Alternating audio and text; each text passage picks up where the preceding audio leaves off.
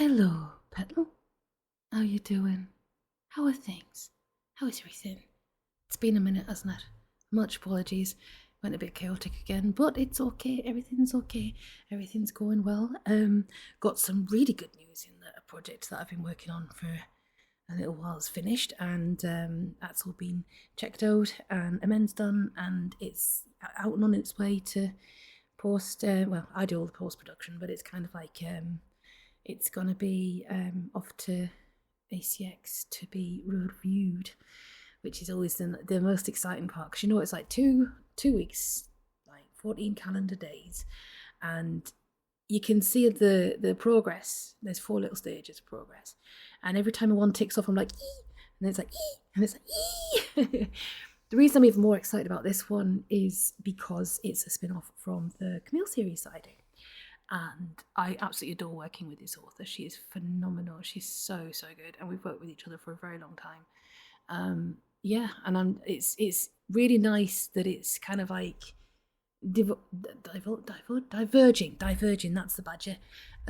It's diverging into, like, from the mother to the daughter, from the 1920s to the 1940s. So she's done so well, and it's so well researched. But I will tell you more about that as it goes along. And as usual, you all get first dibs on promo codes if you can listen to them in your area. Hopefully you can. But yes, just drop me an email, and I will, of course, for my lovely regular friends and regular community. Oh my goodness, hold on a minute. Excuse me. No, I'm not taking it out. I'm leaving it in. Right. Because then I'll have to start recording all over again, and it gets backwards and forwards, and it goes all wibbly, and it's just blah, blah, blah. Right, so decorating is coming along slowly, stripping walls and whatnot, because I'm rock and roll that way. I'm sure there was something else. I got a new tablet. Well, I didn't actually pay for it. It just comes with a phone contract, but it's kind of like, instead of being quite a large tablet, it's the size of a Kindle, which I was looking at getting a Kindle.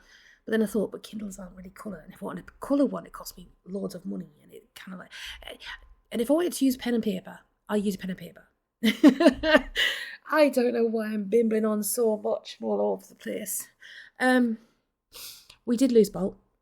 He went on so well, bless him. He obviously, as you know, he had a stroke earlier on in the year, and he was having seizures, and but he kind of like, it was his time.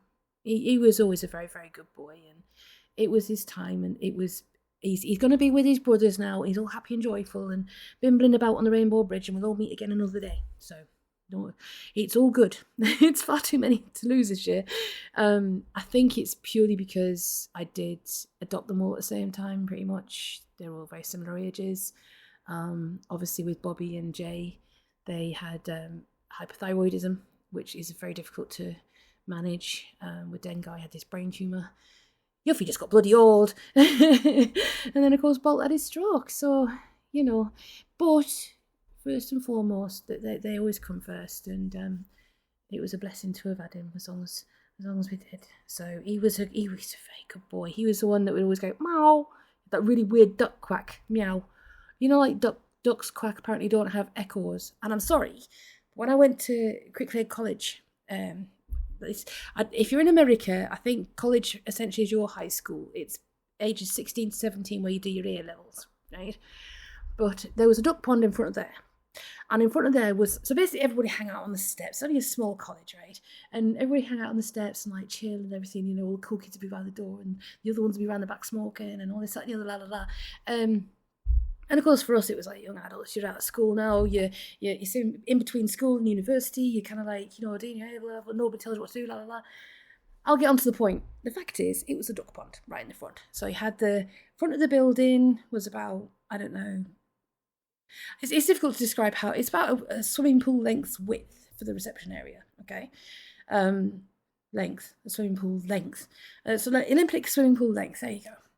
But it had a kind of like a small plateau, then it had a slope, and part of that slope in front of the doorway was where it had some steps, okay? Now, the problem is that in front of there was a pavement, a small path in other words, and then a massive great big duck pond. It was all right most of the year round, until it got to autumn.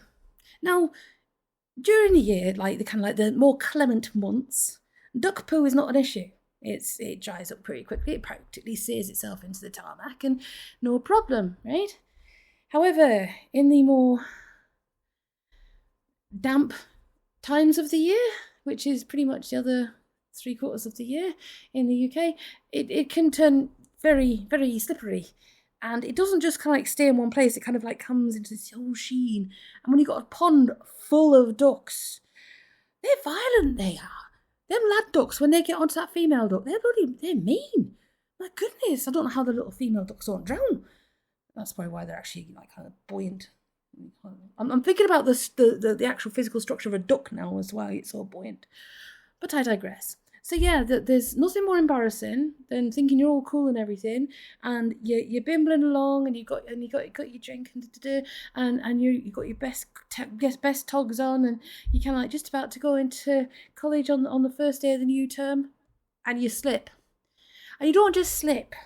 You don't just slip and go on your ass. No, you slip, you go on your ass, and you get covered all down on your left side in duck shit. So can you go to your lessons for that day? No, you got to go all the way back home again to your digs, and then you got to get changed, and you come back into town again. I never lived that down with my friends. Luckily, nobody else knew me, and nobody else gave a shit. But you know, you can imagine it like, well, I don't think anybody would have ever said anything about it. But you know, do you know my monologues are starting to get longer? That's I should stop that. Anyway, please, as ever, if you're enjoying it, please hit the notifications bell, share, subscribe, all that dilly-dat. And if you do want to like it at the end, then that'd be awesome if you get to the end. Yeah, that'd be fantastic. And thank you for listening to my monologue. This is my TED Talk. Now let's go on to Chapter 11. Yay! Chapter 11 of Another Fine Myth by our wonderful Robert Asprin. One of the joys of travel is visiting new towns and meeting new people. Genghis Khan. Or, if you want to go for the Georgian Western version, Genghis Khan. He was a prolific chap. I said, what a shining example of civilization, chortled Aahz exuberantly as he peered about him, delighted as a child on its first outing. We were sauntering casually down one of the lesser-used streets of Twixt. Garbage and beggars were strewn casually about, while beady, rodent eyes, human and inhuman, studied us from the darkened doors and windows. It was a cluster of buildings crouched around an army outpost, which was manned more from habit than necessity. The soldiers we occasionally encountered had degenerated enough from the crisp, recruiting Porter model that it was frequently difficult to tell which seemed more menacing and unsavoury, the guards or the obviously criminal types they were watching. If you ask me, it looks more like mankind at its worst, I mumbled darkly. That's what I said. I said, that's what I said. A shining example of civilization. There wasn't much I could say to that. Not feeling like getting baited into another one of Aahz's philosophical lectures. Aahz, is it my imagination, or are people staring at us? Relax, kid. In a town like this, I said in a town like this, the citizens will always instinctively size up a stranger. They're trying to guess if we're victims or victimizers. Our job is to make sure they think we're in the second category. To illustrate his point, he suddenly whirled and crouched like a cat, glaring back down the street with a hand on his sword hilt. There was sudden movement at the windows and doorways as roughly half a dozen half-seen forms melted back into the darkness. One figure didn't move. A trollop leaning on a windowsill, her arms folded to display her ill-covered breasts, smiled invitingly at him. He smiled and waved. She ran an insolent tongue-tip slowly around her lip and winked broadly. Aahz? Yeah, kid? He replied without taking his eyes from the girl. I hate to interrupt, but you're supposed to be a doddering old man, remember? Aahz was still disguised as Garkin, a fact which seemed to have momentarily slipped his mind. Oh, yeah. I guess you're right, kid. Doesn't seem to bother anybody else, though. Maybe they used to feisty old men in this town. Well, could you at least stop going for your sword? That's supposed to be our surprise weapon. Aahz was wearing the assassin's cloak now, which he quickly pulled forward again to hide his sword. Will you get off my back, kid? Like I said, nobody seems to be paying any attention. Nobody? I jerked my head pointedly toward the girl in the window. Her? She's not paying any more attention to us. I said she is not paying any more attention to us than she is to anyone else in the street. Really? Well, if she is, it's more because of you than because of me. Me? Come on, Aahz. Don't forget, kid, you're a pretty impressive person now. I blinked.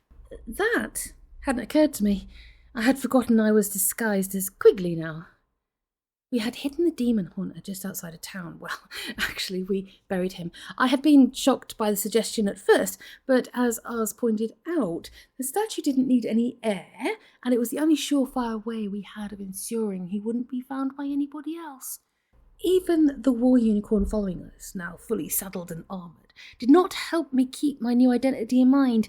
We had been travelling together too long now. I suppose I should have gotten some satisfaction from the fact I could now maintain not only one, but 2 disguises without consciously thinking about it. I didn't. I found it unnerving that I had to remember other people were seeing me differently than I was seeing myself. I shot a glance at the trollop. As our eyes met, her smile broadened noticeably. She displayed her increased enthusiasm by leaning further out of the window until I began to worry about her falling out of the window or her dress. What did I tell you, kid? Aahz slapped me enthusiastically on the shoulder and winked lewdly. I'd rather she was attracted to me for me as I really am, I grumbled darkly. The price of success, kid, Aahz responded philosophically. Well, no matter. I said it's no matter. We're here on business, remember? Right, I said firmly. I turned to continue our progress and succeeded only in whacking Aahz soundly in the leg with my sword. Hey, watch it, kid. It seemed there was more to this sword carrying than met the casual eye. Sorry, Aahz. I apologised. This thing's a bit point-heavy. Yeah? How would you know? My comrade retorted. Well, you said. I said. That won't do it, kid. What's point-heavy for me may not be point-heavy for you. Weapon balance is a personal thing. Well, I guess I'm just not used to wearing a sword, I admitted. It's easy. Just forget you're wearing it. Think of it, I said, think of it as part of you. I did, and that's when I hit you. We'll go into it. I said we will go into it more later. Out of the corner of my eye, I could still see the trollop. She clapped her hands in silent applause and blew me a kiss. I suddenly realised she thought I had deliberately hit Aahz, a premeditated act to quell a rival. What's more, she approved of the gesture. I looked at her again, more closely this time. Maybe later I would give Aahz the slip for a while and... we've got to find Frumple. Oz's voice interrupted my wandering thoughts. Oh, how, Aahz? Through guile and cunning. Watch this, kid. So saying, he shot a quick glance up and down the street. A pack of 3 urchins had just rounded the corner, busily engaged in a game of keep-away with one of the group's hat. Hey, I said, hey! Aahz hailed them. Where can I find the shop of Abdul the rug dealer? 2 streets up and 5 to the left, they yelled back, pointing the direction. See, kid, that wasn't hard. Terrific, I responded, unimpressed. I said, now what's wrong, kid? I thought we were trying to avoid unnecessary attention. Don't worry, kid. Don't worry. We're on our way to meet a Defil on a supposedly secret mission, and you seem to be determined to make sure everybody we see notices us and knows where we're going. Look, kid, how does a person normally act when they come into a new town? I don't know, I admitted. I haven't been in that many towns. Well, let me sketch it out for you. They want to be noticed. They carry on and make lots of noise. They stare at the women and wave at people they've never seen before. But that's what we've been doing. Right, now do you understand? No. Aahz heaved an exasperated sigh. Come on, kid. Think a minute. I said think a minute, even if it hurts.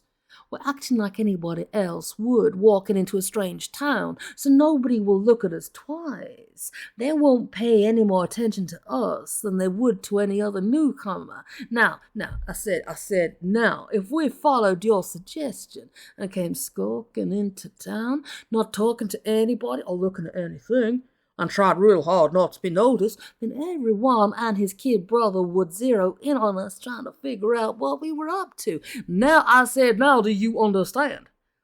I think so. Good, because there's our target. I blinked and looked in the direction of his pointing finger. There, squatting between a blacksmith's forge and a leather worker's displays, was the shop. As I said, I was new to city life, but I would have recognised it as a rug merchant. I can't even take that name seriously. And now it is no rug merchant shop, even if it wasn't adorned with a large sign proclaiming it as such. The entire front of the shop was lavishly decorated with colourful geometric patterns, apparently meant to emulate the patterns of the rugs inside. I guess it was intended to look rich and prosperous. I found it unforgivably gaudy. I had been so engrossed in our conversation, I had momentarily forgotten our mission. With the shop now confronting us at close range, however, my nervousness came back at a rush. What are we going to do, Aahz? Well, first of all, I think I'm going to get a drink. A drink? Right. If you think I'm going to match wits with a DeVille on an empty stomach, you got another thing coming. A drink, I repeated, but Aahz was gone, striding purposefully towards a nearby tavern. There was little for me to do but follow, leading the unicorn. The tavern was a dingy affair, even to my rustic eye. A faded awning suddenly provided shade for a small cluster of scarred wooden tables. Flies buzzed around a cat sleeping on one of the tables. At least I like to assume it was asleep. Narrator's note, didn't see that one. God. Oh my goodness. As I tied the unicorn to one of the awning supports, I could hear Aahz bellowing at the innkeep for 2 of his largest flagons of wine. I sighed, beginning to despair that Aahz would never fully adapt to his old man disguise. The innkeep did not seem to notice any irregularity between Aahz's appearance and his drinking habits, however. It occurred to me that Aahz might be right in his series of how to go unnoticed. City people seem to be accustomed to loud, rude individuals of any age. Now it's not flipping Henry. Yes, they are. I think that's why I like country life, because just the city, it just smells funny.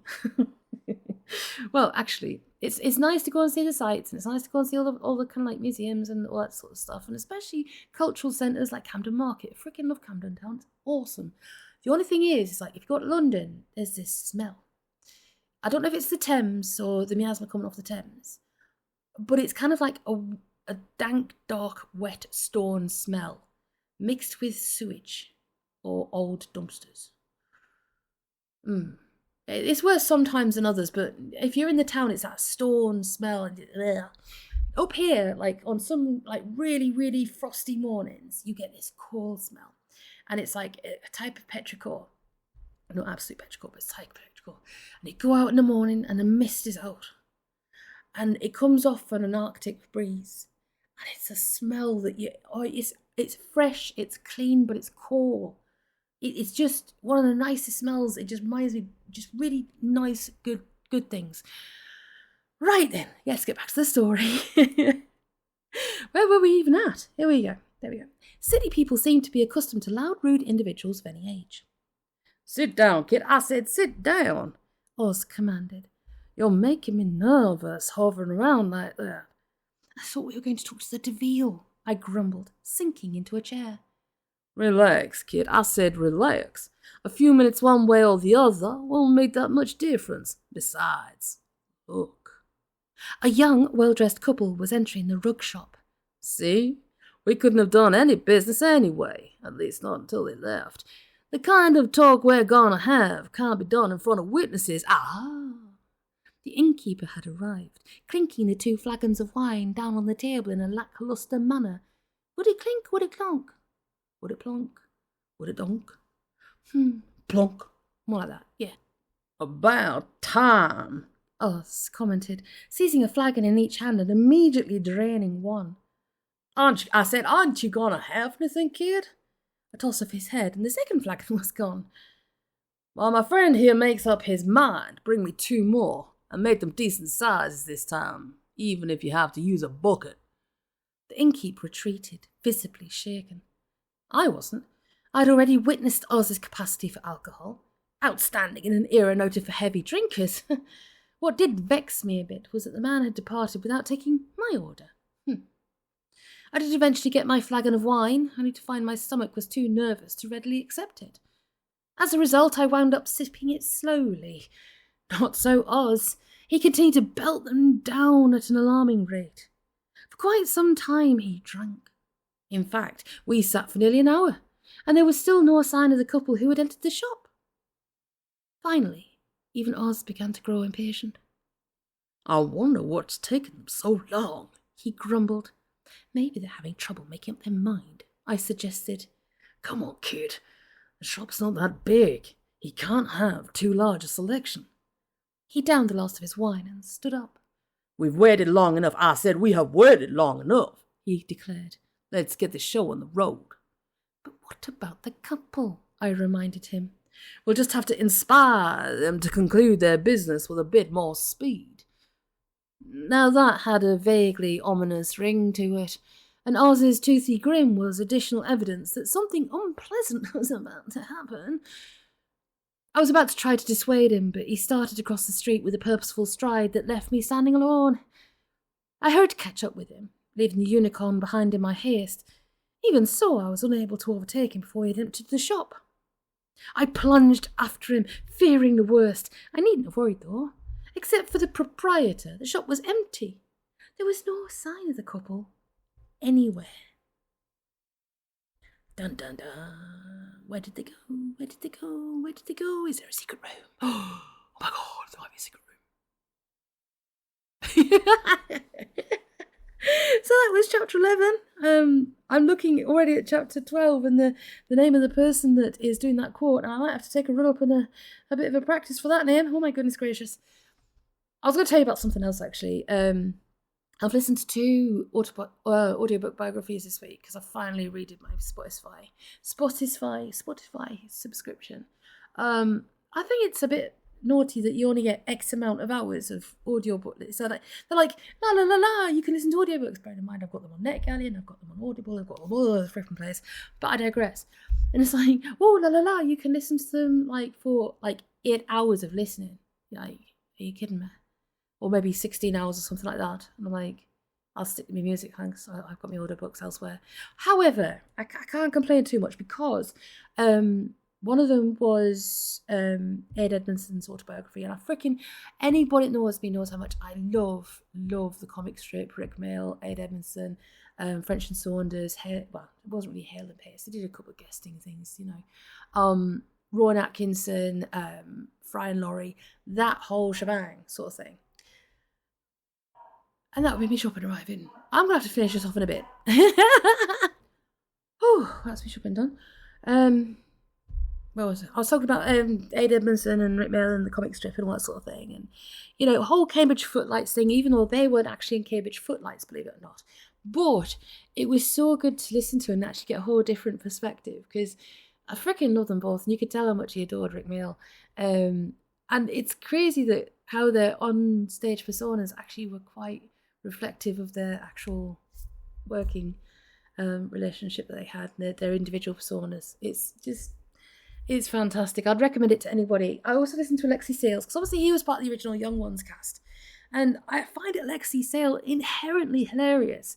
He's so talented, but I couldn't quite gel with his autobiography. I was just like, not really working for me, that one. And it's a shame because he is so very funny and yet so very interesting as well. But his book just didn't work for me.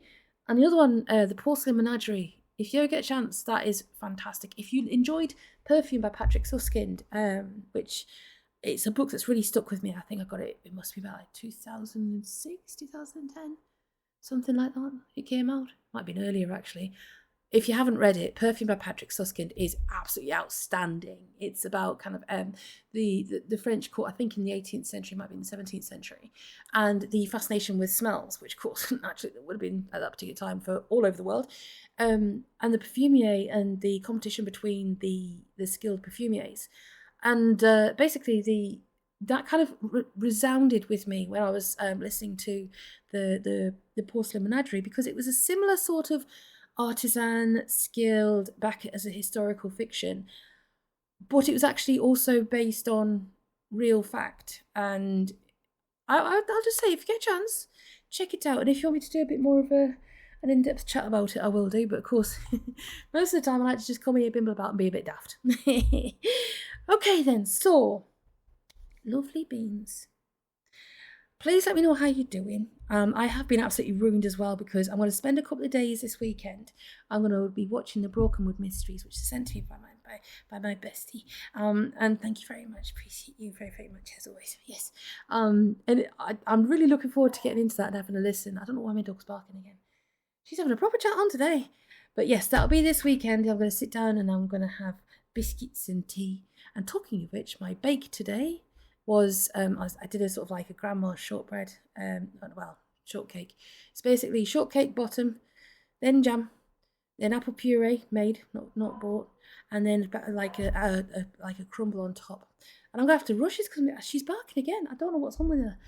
But I digress. So I went on a complete tangent there. Much apologies for that one. But as I said, things are still a bit crazy around here. So yeah, Brokenwood Mysteries this weekend. And yeah, there's a lot going on. But please tell me how you are. Oh, most importantly as well, please send lots of love to Mary Lou as well, because she's had an MRI, so we want to make sure she's okay. Yes, you know. Just send love in the comments. Please send quite love to Warren and Mary Lou and just say, hope everything goes okay. But yeah, there's so much going on. I'm a bit out of practice. But of course I want to keep coming back, as I said, just keep getting the regularity here, especially now the temperature's getting realistic and not so inhumane. Because in this room I have to be in the front room, and of course I can't have the window open when the kids are outside playing, because it's still the summer holidays until I think first week of September. Yay! And then of course Ellie has a bit of a shit fit, and I don't know why. So I'm going to have to go and see what's going on with her. You probably can't hear it, but I can. I'll get back into it. It'll be alright. It'll be good. But please let me know how things are doing.